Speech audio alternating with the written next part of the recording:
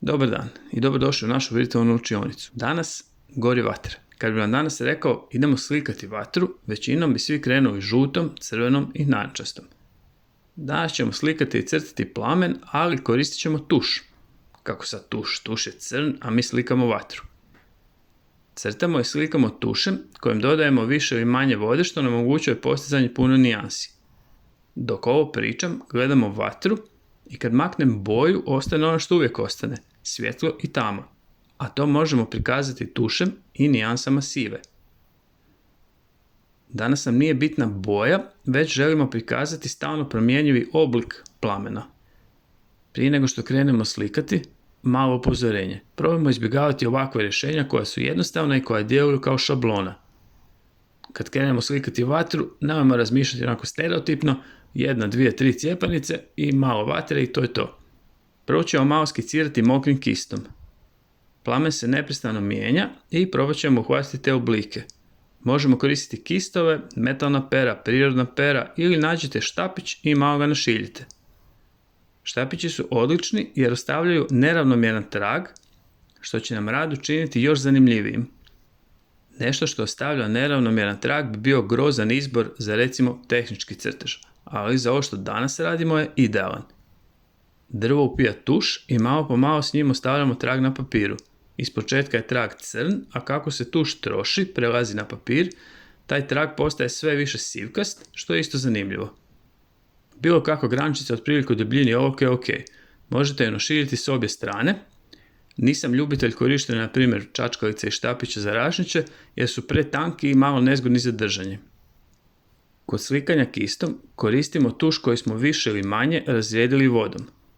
Kod svjetlijih dijelova plamena iskoristimo bjelinu papira i slikajmo s tušem kojeg smo razredili vodom malo jače.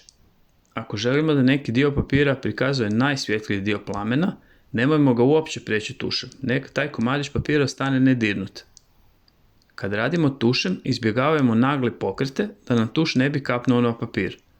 Dobra vijest je što danas u biti nema greške, čak i ako nam negdje kapne na sliku, to može izgledati kao na primjer komadić drveta ili recimo iskrica.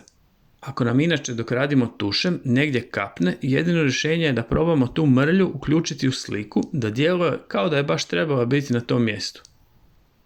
Nemojmo je razmazivati i probati brisati gumicama. Danas ću namjerno na par mjesta malo zašpricati rad. Za jako sitne točkice koristit ću četkicu za zube, a za malo veće kist. Možete i to probati, ali nemojmo pretjerivati. Ovakav rad će malo točkice učiniti zanimljivijim. Uvijek sve ovisi o motivu. Koristim papir za akvarel, odnosno vodene bojice. On je idealan za ovu tehniku koja kao i akvarel uključuje dodavanje dosta vode. Papir koji je pretanak ne može izdržati močenje i mogao bi se čak i raspasti. Istražite kako se tuš ponaša na suhom papiru, a što se desi kad slikamo na mokri papir. Gledajmo kako se potezi, linije razlijevaju na površini koju smo već oslikali, a nije još suha. Ako radimo mokro u mokro, imamo priliku za puno prijelaza, puno nijansi. U slučaju da smo se malo zaboravili i previše zacrnili rad, i to možemo malo popraviti. Čistim kistom smočimo neki dio papira, pritisnimo papirnatu maramicu ili krpicu i ona će u sebe upiti nešto od tog tuša. To možemo raditi do neke mjere, a ako previše smočimo određeni dio papira i previše puta pređemo kistom preko njega, taj komadić bi se već mogao raspasti.